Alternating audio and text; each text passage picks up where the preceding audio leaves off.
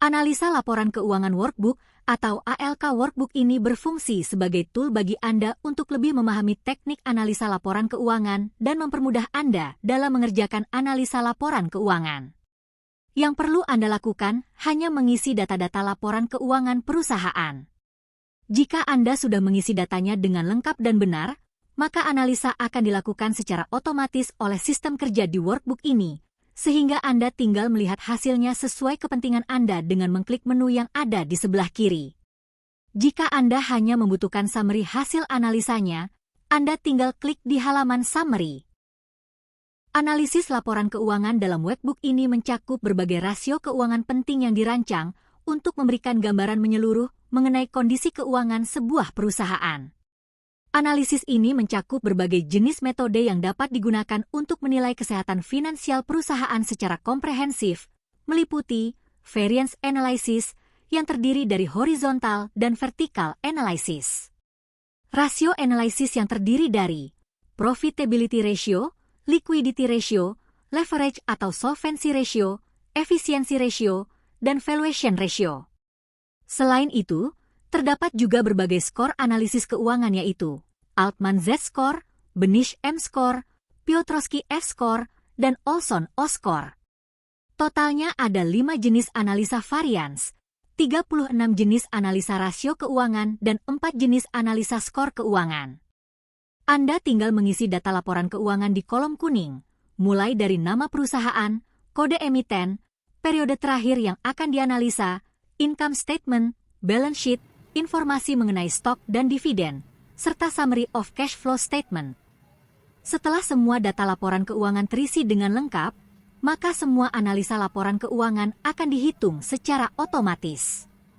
Anda tinggal melihat hasilnya saja dan membuat kesimpulan untuk kepentingan analisa Anda. Horizontal analysis.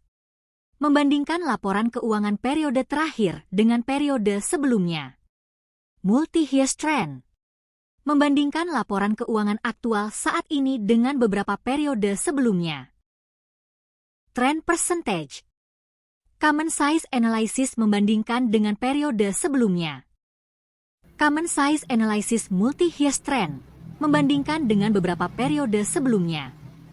Profitability ratio yang terdiri dari gross margin to sales, operating profit margin to sales, net profit margin to sales, ROTA or return on total asset, ROE atau return on equity, ROCE atau return on capital employed, liquidity ratio yang terdiri dari current ratio, acid test ratio atau quick ratio, cash ratio, leverage atau solvability atau solvency ratio yang terdiri dari debt to equity ratio, debt to total asset ratio, equity to total asset ratio, times interest earned atau interest coverage ratio, cash coverage ratio, debt service coverage ratio, activity atau productivity atau efficiency ratio, terdiri dari receivable turnover, average collection period atau days receivable outstanding, inventory turnover, days inventory outstanding,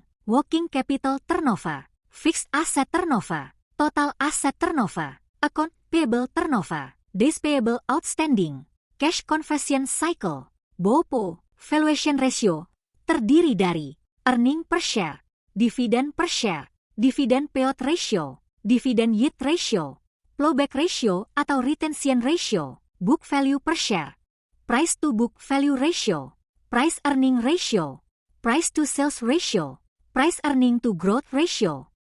Altman Z-score yaitu mengukur resiko kebangkrutan suatu perusahaan dalam waktu dekat.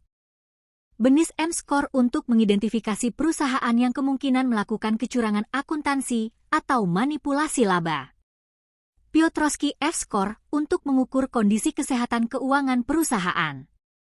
Olson O-score untuk mengukur probabilitas kebangkrutan suatu perusahaan dalam waktu dekat. Summary rasio keuangan merupakan ikhtisar dari seluruh perhitungan rasio keuangan untuk setiap periode, dibandingkan dengan standar industri.